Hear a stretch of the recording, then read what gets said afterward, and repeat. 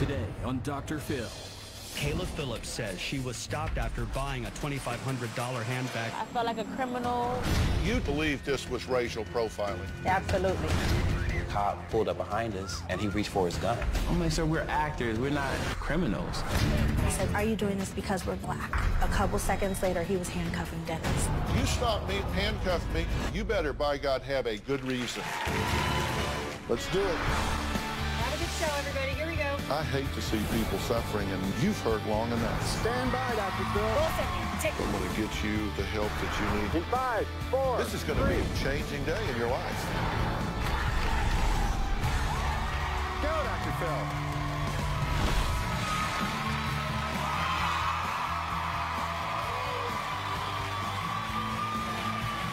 How you doing? Hey, guys.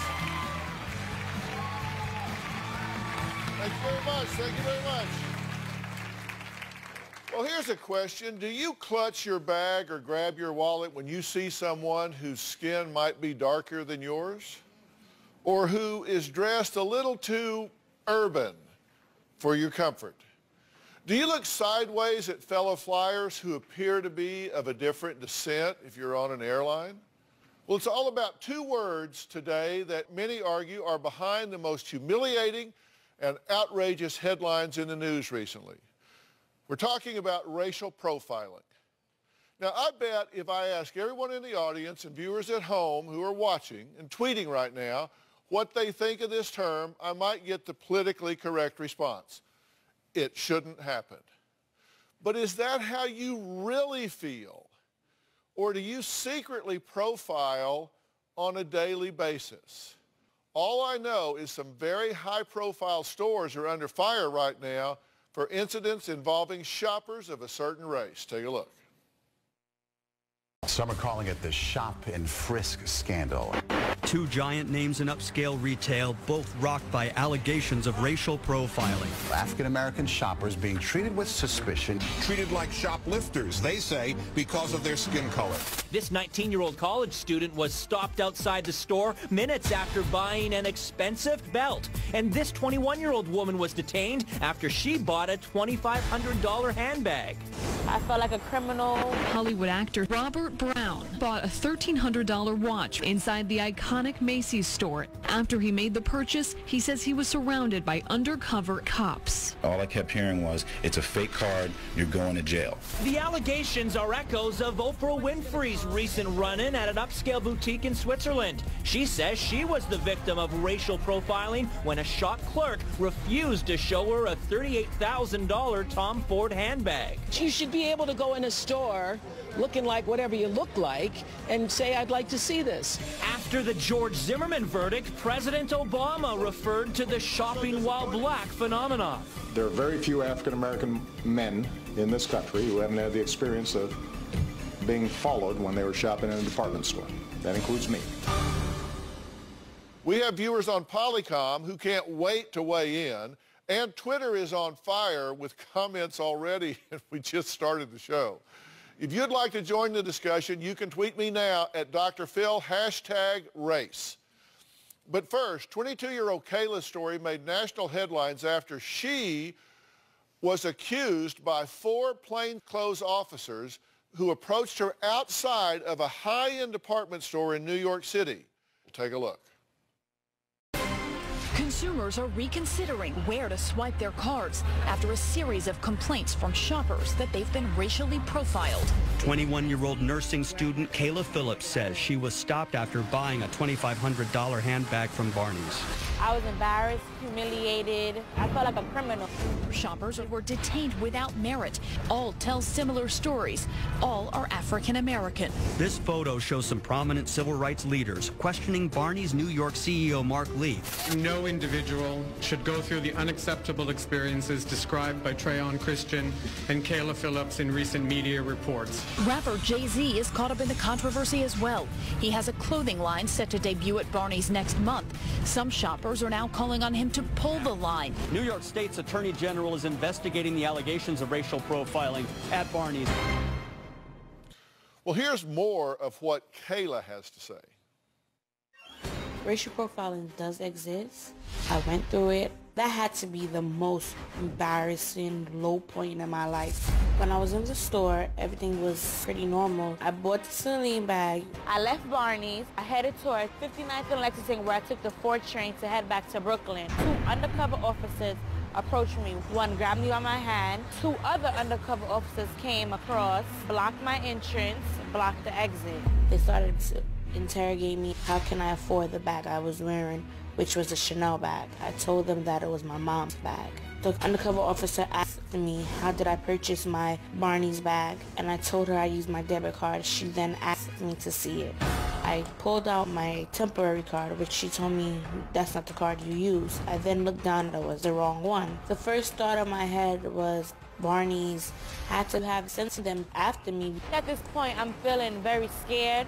I don't know what to do. I'm humiliated with all these eyes watching me. They really never gave me a complete explanation. I just remember they said to me, if someone was using your information, you would want us to stop them. I felt very insulted, low. I felt like just because of my skin color, I don't deserve to buy that expensive bag. My self-esteem went from 100 to 0 after that. Well, Kayla's mother, Wendy, was instrumental in getting her daughter's case heard publicly. Here's what she has to say. The way that the officers treated Kayla enraged me. I was very upset. There's no reason why she should have been treated that way. I wish that I was there. I definitely feel that Kayla was targeted. I feel that Kayla was targeted because she was an African-American young woman. That bag is purchased every day. Why her? Why was she approached? The whole situation makes me angry. Barney's is not taking the situation seriously enough. No one wants to take responsibility, and no one wants to apologize. Well, Kayla and her mother, Wendy, are joining us via satellite from New York City, so I welcome the two of you. When you pulled out your debit card, you gave them the one that wasn't activated yet. You had the other one in your purse, which you then produced. But that officer said, this is not the card you used. How did they know that? How did they know that if they weren't in the store watching on the cameras or involved with Barney's internal security? How did they know that wasn't the card you used?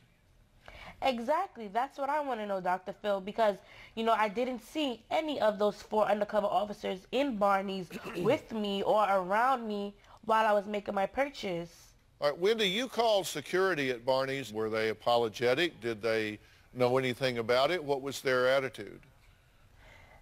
Pretty much their attitude was that they had no involvement in the incident, so, you know, I'm to take it up with NYPD. You two believe clearly that this was racial profiling, correct? Absolutely. Yes. Well, I want to add someone to the conversation here. Former national chairman of the conservative black think tank and author of Random Rants, Michael Massey, says he does not believe there is a pandemic of racial profiling. Michael, what do you mean nobody in their right mind would racially profile in 2013? At the mere suggestion, hint, or possibility that someone has been detained or looked at based on race, color of skin, triggers a series of events that no business owner, no police department in their right mind wants to go through. I spent 20 years on LAPD from 1980 to 2000, and I appreciate this gentleman's perspective. But what he has not been is a police officer. And so I can tell you without a doubt that officers routinely stop people and manufacture PC to fit the circumstance. And that's exactly what happened in this instance. I am not talking about something anecdotally. I'm not talking about something that I've heard. I'm talking about something that I've been a witness to and a victim of as a police officer and as a black woman. Well, first of all, but let me say this. And I just have to say this. Every barrel can have some bad apples. There's no question about it. And I've got to tell you, I think in large part, these are very dedicated, sincere men and women who put themselves in harm's way and stand in the gap for all of us, and I appreciate them. Now, the audience has a chance to participate in the show via audience polling response system. Remember that all results are anonymous, so you can answer this question honestly. It's under your chair, and here's the question. Do you feel Kayla was a victim of racial profiling? And it's A, yes, and B, no. Okay, here's the response. 78% say yes, she was profiled, and 22% say no. So most of you feel that she was profiled. Now, we have a full statement from Barney's New York on our website on drphil.com. All right, we've got to move on. I want to thank Kayla and Wendy for helping with the story. I think it raises awareness and makes people think about this. Next, you're going to remember my next guest is the best friend of the popular 80s TV character Punky Brewster. You're going to find out why she and her boyfriend were handcuffed and searched by a police officer after they say they were accused of illegally picking cotton. We'll be right back.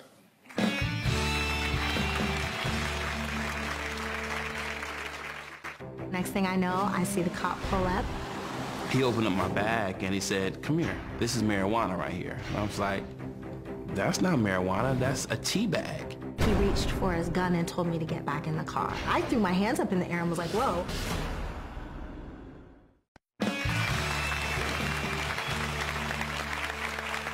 This former child star and her actor boyfriend recently made headlines after they say a weekend getaway down south ended up with them being harassed by a police officer, handcuffed and falsely accused of having drugs and illegally picking cotton. Police stop involving two celebrities goes viral. Were they the victims of racial profiling? They were on a romantic getaway when a sightseeing stop led to some very unwelcome attention from the police. Johnson and White say they were improperly stopped by police, put in handcuffs, and harshly questioned about drugs and money. They claim the incident took place because of their race. I have to ask, when all of this was happening, was there a point where you said, okay, we're being profiled here? I actually asked him when I was still seated in the car after he told me that I did not have a warrant for my arrest, and he started asking me about drugs for the third time. I said, "Are you doing this because we're black?" And the next thing I knew, he was handcuffing Dennis. Here's more of what Cherry and Dennis have to say. Dennis and I were definitely racially profiled by the police in South Carolina. We were driving to Myrtle Beach for a vacation. We taught acting class the previous day, and then we saw cotton fields. Cherry has never seen cotton fields before, so I obliged her. We pulled over. Next thing I know, I see the cop pull up.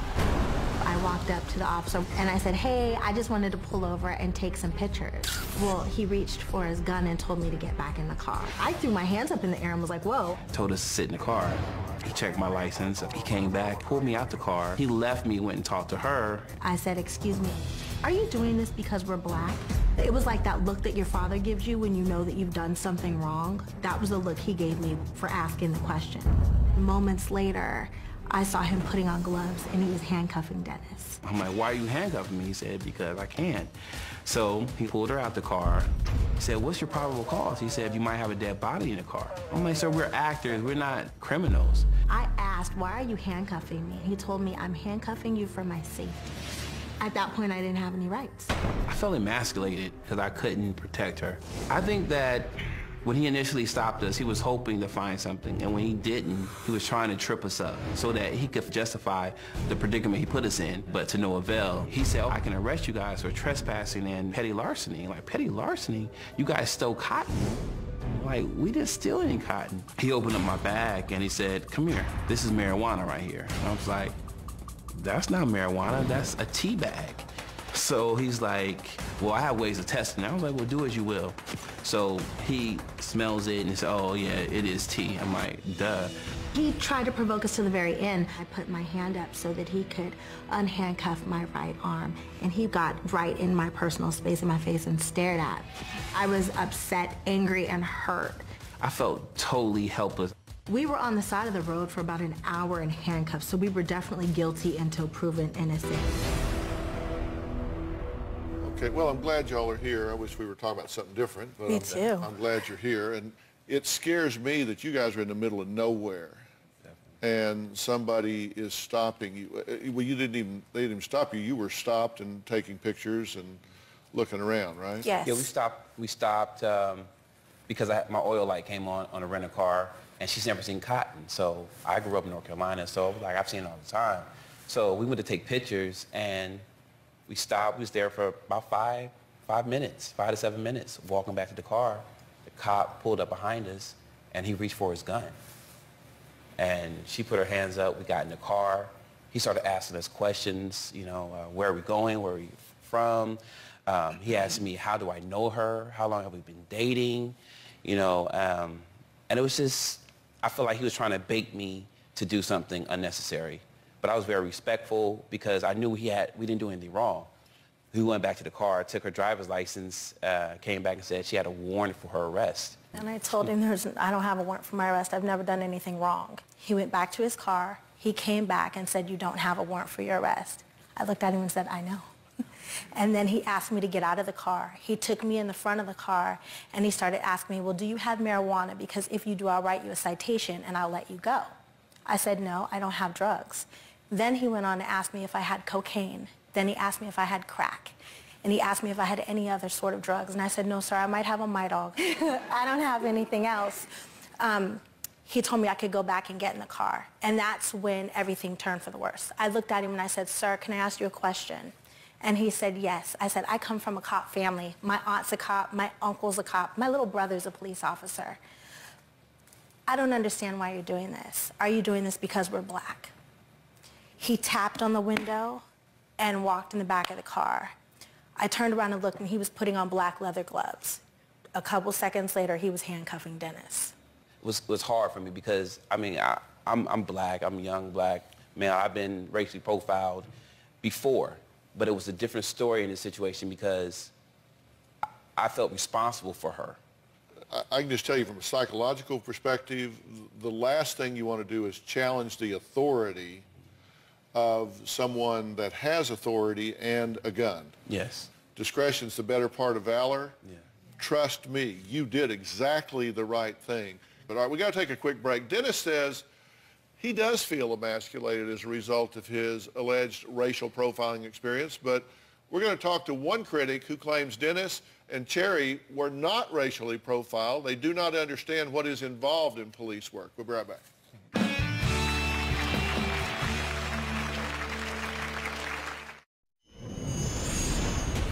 Before this incident, I knew there was racial profiling. I've been a victim of it, but this showed how prevalent it is. I felt raped.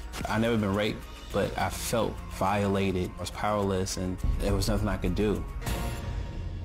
Well, that was Dennis talking about his reaction to the police after he was allegedly a victim of racial profiling. Now, Cherry and Dennis say their romantic getaway turned into a nightmare after they say a police officer harassed them, handcuffed them on the side of the road, essentially for stopping to take pictures of a cotton field. Now, conservative podcast host Ari David says racial profiling is in fact a necessary evil and that they're just confusing this with police work. Ari, thanks for being here, number one. Thank you, Doctor. What do you say? Can you two understand why a policeman would get suspicious or defensive seeing people in the middle of nowhere and perhaps have an understanding for the kind of dangerous people policemen deal with on a daily basis? Taking pictures. When I told him as soon as I saw him, hello, sir, I'm sorry, I've never seen Do cotton criminals answer policemen honestly all the time? Policeman never asked me anything. I volunteered, sir. So I pay taxes. You pay taxes, right? Yes. I should be responsible. Too many. Too much. I should be allowed to go anywhere I want to on this planet. Not necessarily if it's, not if it's on private property or if the policeman had suspicion that you had entered the cotton field, which was private property or perhaps private property in the owner. Let's be commonsensical here. What's somebody going to steal in a cotton field? Cotton. They checked them out, and they didn't have any cotton on them except maybe the shirt they were wearing, and that was already... And they let these people go. Were you ever arrested? Were you ever taken to the station or detained for... I was detained against my will. On the side of the road? On the side of the road. It was 4 o'clock in the afternoon. It wasn't late at night. And it wasn't after you were detained, you were let go after the... So that's okay? There was no reasonable... Cheryl. There was no reason that makes sense for that officer to do what he did beyond, oh, you're taking pictures of cotton, have at it, enjoy your day. Most people don't understand that when an officer stops you, we respect authority. And so when an officer stops you and says, I want to engage you in a conversation, you do for a moment. But then when that conversation becomes, how long have you known her, where are you going, what color underwear are you wearing, now you're out of line. But I can't, as a civilian, go there with an officer. I'm required to answer those questions because in LA, we have a thing called contempt of cop. And if you don't go along with what they're saying and what they're doing, then they will do exactly what this officer was trying to do, which was create that PC that I've been talking about, because you have got to have PC. He didn't stop them because of a traffic violation, which then caused him to ask a litany of other questions. He came upon them in the midst of doing what they were doing legally, lawfully, and reasonably. And then he tried to create a situation. And understand, young man, that you did exactly what you were supposed to have done. Because had you done anything different, I promise you, you would have gone to jail that night. Yeah. Okay, now when you say PC, you mean probable cause. Probable cause. You must have probable cause. And I don't get to, as a police officer, just cuff people because you scare me. That's why I go to a police academy and get training for 6 months. That's why I spend 18 months in the field with a training officer who teaches me how to conduct myself. So I don't get to just look at you and say, you scared me, and now I want to put you in handcuffs. See, we've been conditioned to think that if you don't go to jail, woo, you got off safely. You did. But anytime you've been detained incorrectly is wrong. Ari, I'm sorry, but you stop me alongside the road, handcuff me and detain me for an hour. You better, by God, have a good attorney and a good reason. All right, we reached out to the Marion County Sheriff's Department several times. As of tape time, they were unable to give us a statement. I want the audience to participate in the show, as I said. I want you to pick up your response device. Do you feel that Cherry and Dennis are being too sensitive about their experience in South Carolina? 87% no, they do not feel you are being too sensitive about your situation. Okay. And he didn't vote, so he's not in the 13%. All right. All right, we're going to talk to a former minor league baseball player who was shot point blank in the chest in his parents' driveway, and he survived. He claimed to have been a victim of racial profiling and sued. You may be surprised what happens next. We're going to add him to the conversation and hear more from these folks as well. We'll be right back.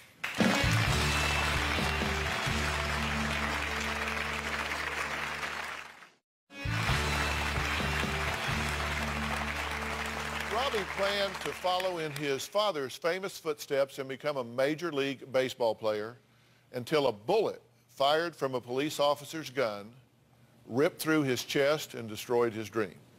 Now, the shooting happened in his parents' driveway in an affluent neighborhood in Texas. Not only did it make headlines, but it also enraged a nation. It was a bizarre series of events. He didn't even put on his lights. 20-year-old Anthony Cooper says he and Robert Tolan were driving home from Jack in the Box around 2:30 this morning. A policeman approached them in his driveway. He came with us with a gun. It was a Bel Air PD sergeant, 10 years on the force, and apparently convinced he was staring at two suspects getting out of a stolen SUV. The vehicle, it turned out not to be stolen. Why they thought it was stolen, how they got a stolen report, I'm not clear yet. The SUV wasn't stolen, and when the victim's mom came outside, there was confusion and an argument. While he's on the ground, he goes in and say, "What are you doing with my mom?" Bam. It appears up to 3 shots were fired by that single sergeant in rapid succession. 2 hit the house. 1 hit 23-year-old Robert Tolan, son of former pro ball player Bobby Tolan. He was trying to pursue a career in baseball like I did. Robbie and his parents feel like they were treated like criminals simply because of the color of their skin. The officer approached us as we were approaching the front door. He just came out of the darkness with a gun and flashlight drawn. Did not announce himself, told us to get on the ground. We didn't do anything, so we're like, you know, get on the ground for what? And he said, I'm not going to say it again, get on the ground. We were right in the kitchen. We were in our pajamas. Then we heard Robbie say, "What are you talking about? That's my car." We both went to the door. I think my husband went out the door first. I went outside to see why they were arguing, and when I opened up the door, I was blinded by the flashlight. No one said, "This is the police." I heard Robbie say, they say I stole a car. My dad said, no, that has to be a mistake. That's my son, that's his car, this is our house. At that point, the officer walked my dad over at gunpoint to search him. He made me put my hands up and spread eagle. And then he asked me if I had any weapons on me. And I said, no, I don't have any weapons. Once my mom saw things were taking a turn for the worse, she started to be a little more vocal. I said, this is a big mistake. And then the next thing I heard someone come behind me and say, get against the wall. Another officer walked over to my mom and grabbed her and threw her up against the garage door. I wasn't too happy about seeing my mom treated like that. I pushed myself up and turned around and I said, get your hands off my mom. After that, the officer didn't say a word. He just drew his gun and shot me. I stayed in the hospital about a month. The officer that shot my son was indicted, and we went to trial, and then he was acquitted. I was mad as hell. You have several errors in judgment that led to me being shot and, fighting for my life, and the people responsible weren't held accountable. So they approached you, as it turns out, because they thought you had stolen a car. Mm-hmm. And whose car was it? It's mine. It was your car? Yes, my name was on it. Yeah, Mm-hmm. and apparently they had put in a wrong ID number or vehicle identification number? I think, as it turned out, they put one wrong digit in. And it came up stolen? Came up stolen. But it wasn't. Now, you two, you come out because why? What caused you to come out of the house? Well, I heard Robbie say, this is my car. And I thought he was talking to Anthony, like Anthony wanted to use the car and go someplace else. So I came out the house to break up their little argument, him and Anthony. And when I came out the house, a cop, I didn't know he was a cop either. He didn't identify himself. I came out and Robbie said, they said we stole a car. I said, this is my house, this is my son, it's his car. I got the flashlight in my face, and he points me, takes me at gunpoint to my Suburban in the driveway. And then he makes me spread eagle and asks me, do I have any weapons? And I'm looking to my right, because he's on my right side. The next thing I heard was a gunshot. And then he forced me by taking me over to a police car and put me in the back of this police car. Okay. And where were you when this was happening? When the boys were on the ground, Bobby was spread eagle against the Suburban, I was talking to that officer that had the gun pointed at them. And I really felt at that time like they were just harassing them because they were black. And I said, this is a terrible mistake. We've lived here 15 years. And I felt they knew us. We were only blacks on our block. They knew who we were. The black population in Bel Air is less than 2%. So right. They know where the blacks live. They know where the blacks live in the neighborhood. We weren't hiding. We have black people at our house. We're black. We go to the grocery store. We go to the bank. We jog in our neighborhood. We do the same thing everybody else does. They knew who we were. He'd had that car 4 years. And I was not arrested. I'm glad you made that point. I was not arrested. But I was shot. I have lasting effects.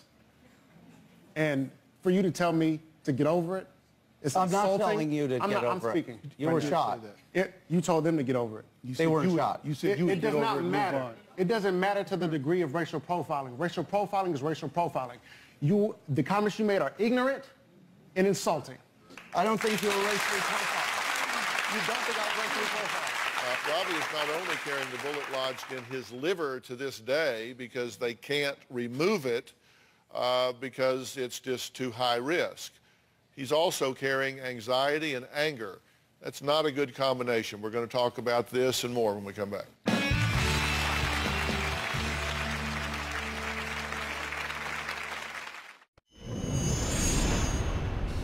I was laying there in pain, and I couldn't believe what happened. It was surreal. I stuck my hand under my shirt and pulled it out, and it was covered in blood, and I was just like, oh, man.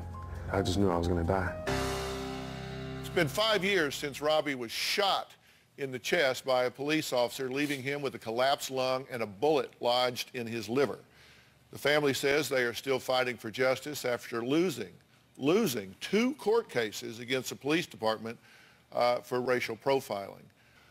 We did contact Lieutenant Jeff Cotton, and he gave us the following statement. The Tolan case is on appeal in the federal courts. I am not able to comment on the case at this time. Our Twitter is just blowing up as we're talking about this. Flyaway XO tweeted, as African Americans, we tend to fulfill the stereotypes we're given. Then we want to get mad at these things. Shalina, are you there? Yes, I'm here. Hi, Phil. Hi, how are you? Now, you're the one that sent the tweet, right? Right. All right, tell me what you mean. First of all, I want to start out by saying I'm sorry and I'm hurt by what decent African Americans have to go through due to the batch of African Americans that act ignorant. By that tweet, I mean we have this batch of African Americans who steal, who promote, stealing, doing drugs, selling cocaine, shooting. Look at Chicago.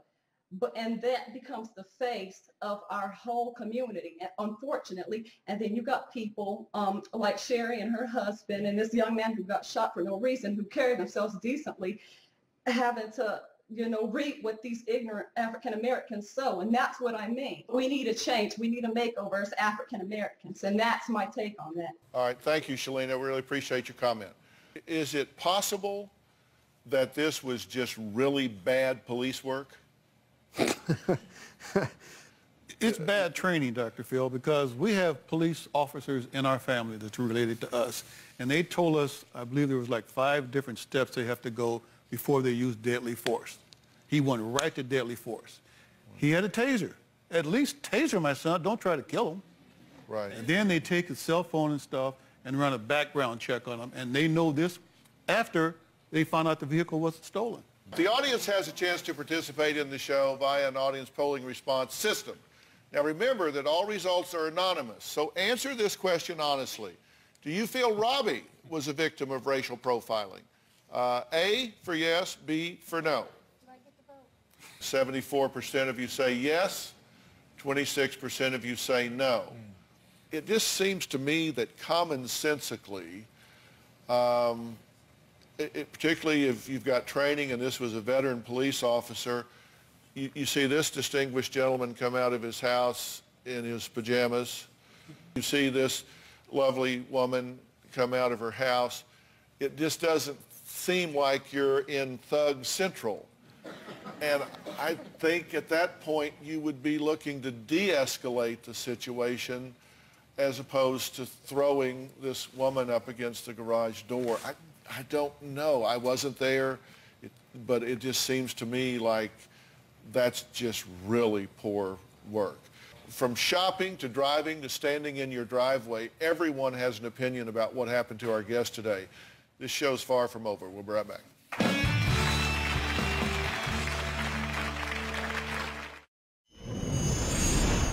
I've seen an African American walk in a store and be targeted because of the color of their skin. I've watched them be followed. We are ignorant to believe that targeting race over criminality and behaviors is effective, because it's not.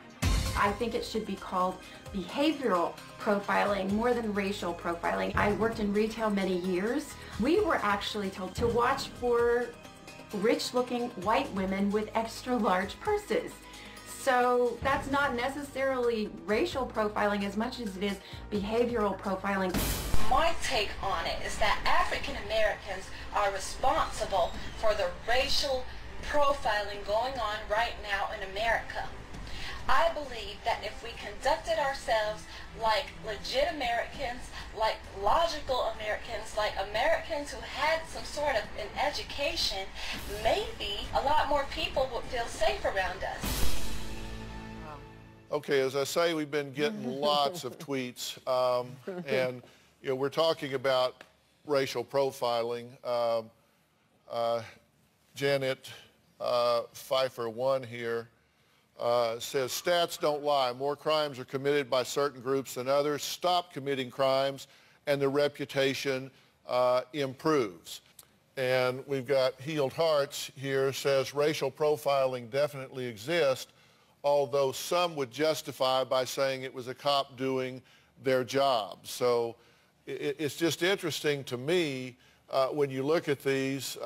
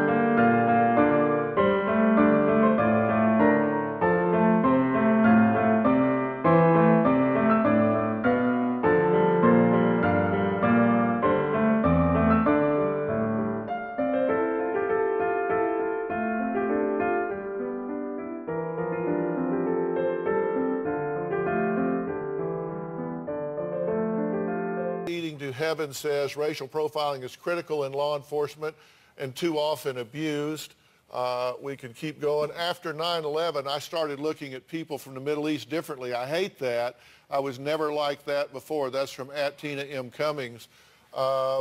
Marion Greer says racial profiling is flawed, but it is a good deterrent to crime. So she actually thinks this is a necessary evil that we live with. Polychick AM tweeted, bad guys come in all colors. If anyone of any race is acting strange, better safe than sorry beats the PC version, just sorry.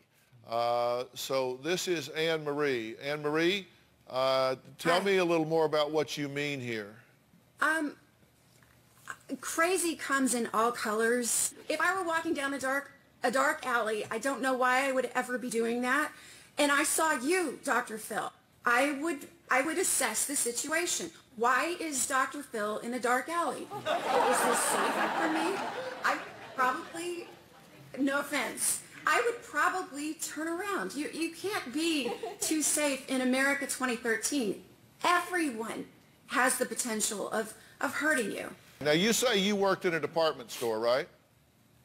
I did, back in my single mom days, yes. And they told you to look for exactly the opposite. They told you to watch affluent-looking white women with big bags. Yeah, and I mean, of course, almost everyone in the store I worked in looked exactly like that. And but apparently, I guess statistically, a lot of bored rich housewives were doing the 5-finger discount thing. Gotcha. All right, earlier we spoke about Kayla's case against Barney's. Criminal and civil attorney Kareem Vessup is representing Kayla. Kareem, what can you add to this?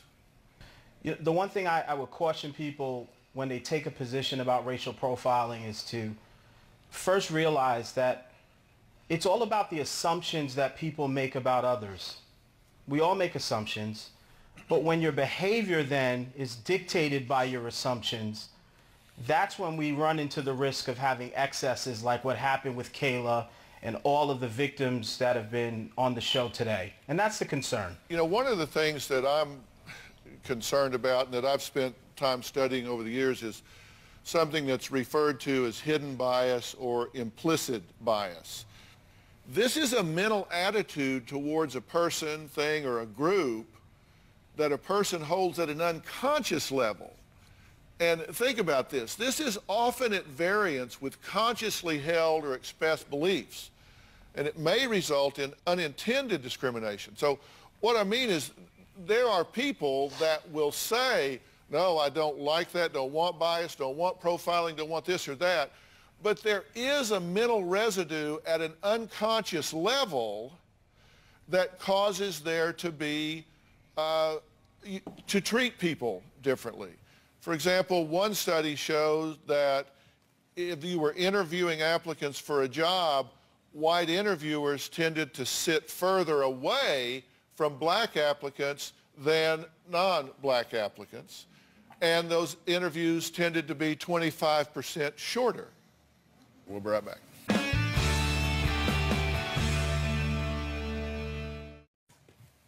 How do you feel